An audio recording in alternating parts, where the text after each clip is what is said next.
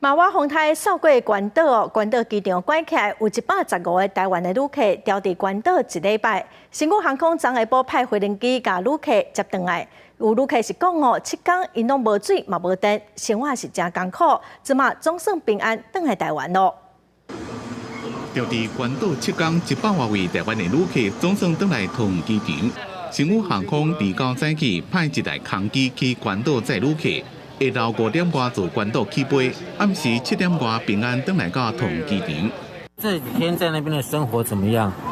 水深火熱。怎麼說？不是水深火熱，根本沒有水。我們從5月13號要回來到今天，所以今天是5月29號，所以我們應該是度過了6天晚上，所以應該是整整延遲了7天。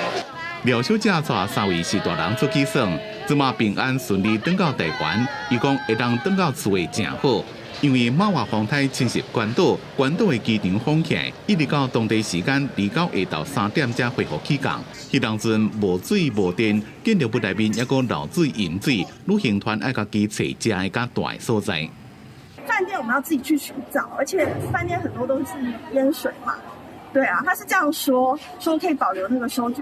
我們一天光是我們的吃穿用度，我們可能一個人可能也要花掉了幾百塊到1000塊這樣子。調佇關島7天，總共有109位旅客登到台灣，另外有6位旅客佇咧關島繼續續落來行程。因為馬華航太對關島造成正大災損，美國聯邦緊急事務管理處派工作人員協助處理。包括空軍運輸機載人員甲物資，一共2台海華巡河隊的快艇，攏已經到位。